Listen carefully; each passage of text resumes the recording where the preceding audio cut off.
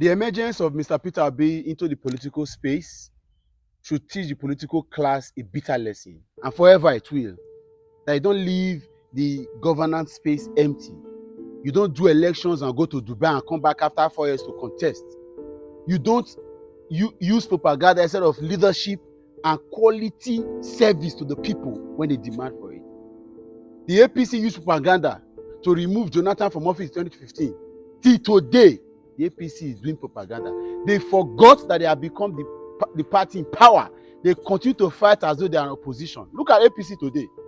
While they are on the street campaigning for their candidate, they are forgotten that they have been the one that have impoverished us, that has put us in this perpetual bondage. They can't even answer the questions. All the lies that they shared from different campaign posters to media outlets to all the platforms that they had, till today, none of those promises were fulfilled. Is it not enough for these people to take a bow and leave the space? But yet, our political system doesn't allow that. No wonder that we keep wondering, why did Shetima say the last time that the Nigerian political space or leadership of this country is not for good people? Because there are no good people in the party. He said it with his mouth, that Nigerian political, a nice man, a good person cannot be a good leader. Watch the video, think I'm joking. Watch it. So you think Tinubu is a name that sells? Tinubu is the best person. We don't even have any option. What about Oshibajo? Does the name sell? The VP? Osibanjo is a good man. He's a nice man. But nice men do not make good leaders, because nice men tend to be nasty. Nice men should be selling popcorn, ice cream, and galabogo.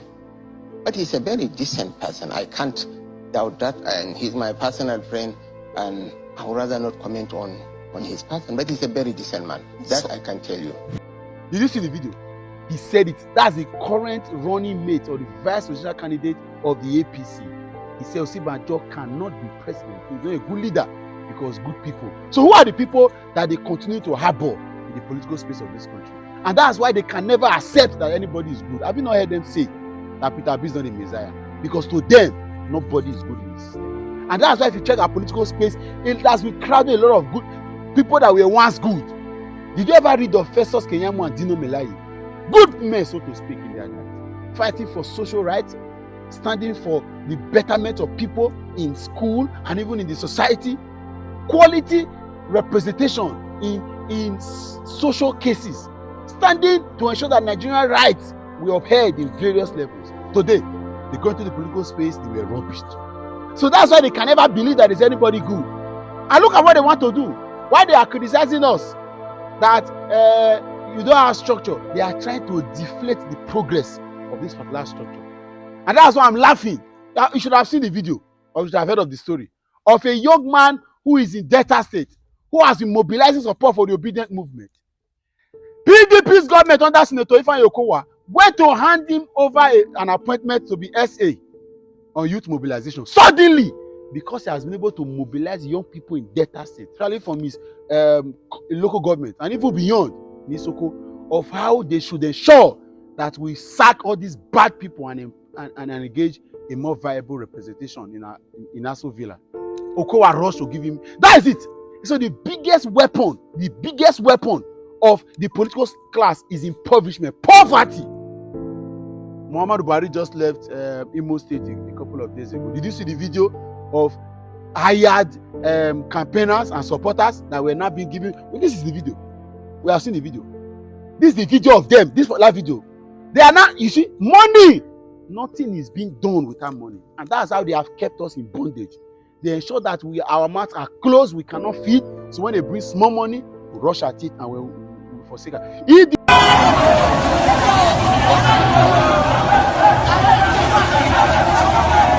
Time to share money. Time to share money. Time to share money.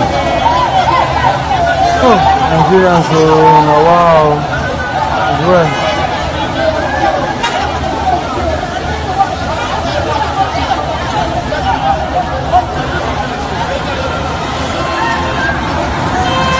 Look at them fighting for money. They put us in perpetual poverty so that we will not be able. And so when young people like this are rising up, like this young man in Delta State, they will come and give him appointment or give him money. That's how they have been able to collide the system and disrupt it with good, viable, young, vibrant people who want to get into the space to get better. They will use poverty to push them. Look, watch the content, and please, as you're watching this video, share this video so that all obedient and young people around the country will be smart that deceptive tendencies like this, Greek gifts like this will come, but they should be smart. I'm proud of this man. We should celebrate this man. We should share this video and applaud this young man who rejected the appointment into office of SA on youth mobilization to Delta State government because he believes that the time of the Nigerian youth has come. Watch the video and share the video. Watch it.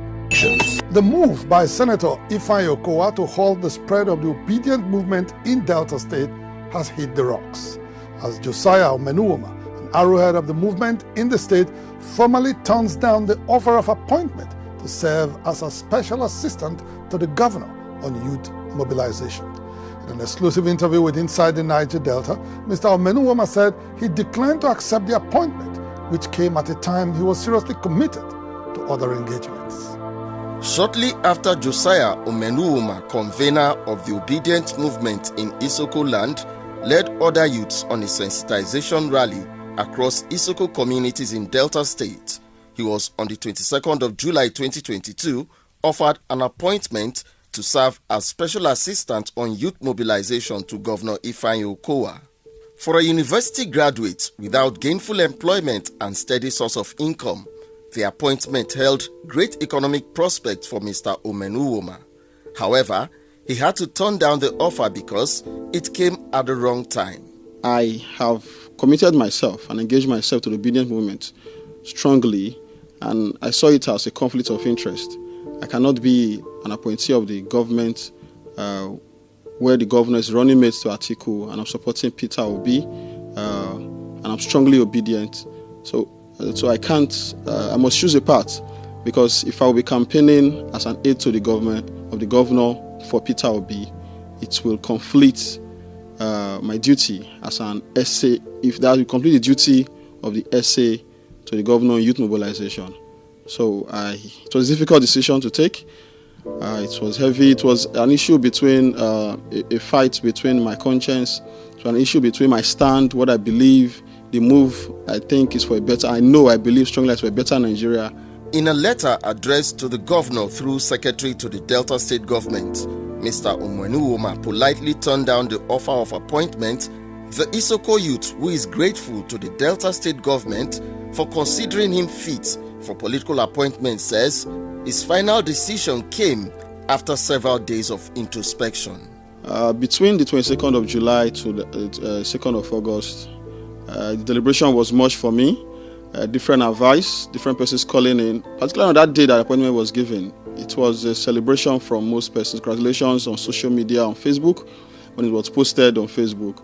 Calls, especially that day, that 22nd of July, my phone went off 3 times. The calls coming in drained my battery 3 times. I charged again, it called drained it, congratulating me. As many persons were saying it's a good opportunity for me to grow politically. Persons were saying it's something that could taint my image and all of that. But in all of that, that didn't really matter to me. What mattered most was my conscience, what I think, what my conscience told me is good, my inner peace. That was what was most important to me, and that was what informed my decision of declining it at the end of the day. Mr. Omenuoma's rejection of the recent appointment offer has continued to inspire members of the obedient movement, which is giving Governor Okowa the jitters in Delta State. The vice presidential candidate of the PDP also faces a stiff opposition within his party, having been on a coalition course with prominent leaders of the party and elders of the state who feel betrayed by him in the politics of 2023 and are waiting to vent their anger. It goes without saying that Senator Ifeanyi Okowa is about to face perhaps the biggest battle ever fought throughout his entire political career. Fellow obedient and all those that mean well for this country, let us share this video. Let us applaud this man. Let's share this video to sensitize other young people of things like this that will come as manipulation. Sometimes some of us, we are going to be deceived or manipulated. Some of us are going to be offered employment. Some of us are going to be offered money. Some will be arrested and oppressed and intimidated, just so that the voice will not be heard. The plan of the ruling class is to ensure that anything that want to remove food from their mouth or remove power from their hands, they will fight against it. And they can fight against it with anything. This is how they have been able to corrupt good people over the years. But this time, it is time for the Nigerian youth. Because all this deception of we are leaders of tomorrow, that tomorrow will never come, that this is the key, and they will go and change the padlock, that time has stopped. We must stand for our right. We must go ahead.